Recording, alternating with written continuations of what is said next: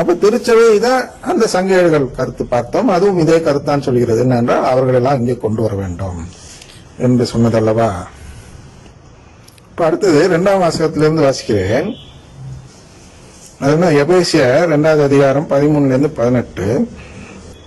ஒரு காலத்தில் தொலையில் இருந்த நீங்கள் இப்பொழுது இயேசு கிறிஸ்துவோடு இணைந்து அவரது இரத்தத்தின் மூலம் அருகில் கொண்டு வரப்பட்டிருக்கிறீர்கள்.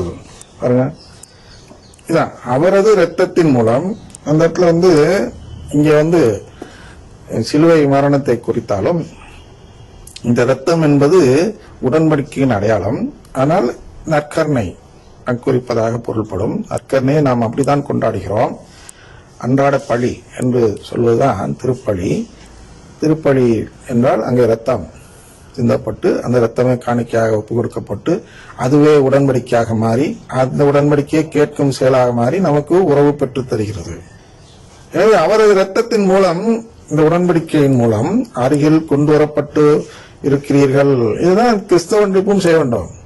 அதான் அங்க எழுதியிருக்கு. 2ஆம் வத்திக்கான் சொன்னா தெளிவா சொல்றது காரணம் என்னன்னா, அதாவது நற்கருணை ஆண்டவருக்குள்ளர அவங்க அனைவரும் கொண்டு வரணும்னா இந்த இடம்தான் அவருடைய இரத்தத்தின் மூலம் அருகில் கொண்டு வரப்பட்டிருக்க வேண்டும். அதான் கிறிஸ்தவன்றிப்பு. ஏனெனில் அவரே நமக்கு அமைதி அருள்பவர்.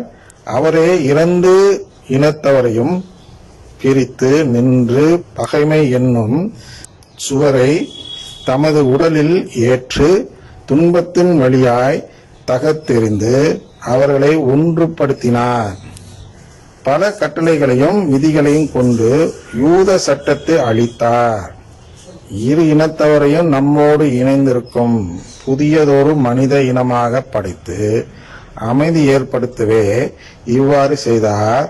தாமே துன்புறுத்து பகைமையை அழித்தார்.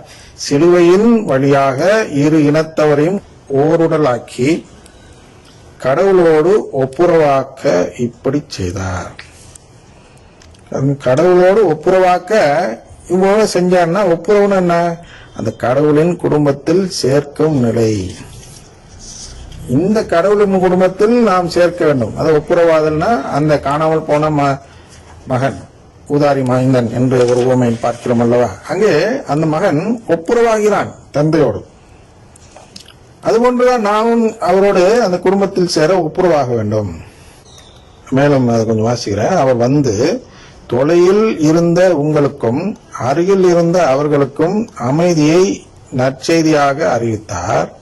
அவர் வழியாகவே 2 இனத்தவராகிய நாம் ஒரே தூயாய் மூலம் நம் தந்தையை அணுகும் பேறு பெற்றிருக்கிறோம். நம் தந்தையை இந்த இடத்துல வேறுபடுறோம். நம் தந்தைனா உண்மையிலே நம்முடைய தந்தை என்று நம்புகிறோம்.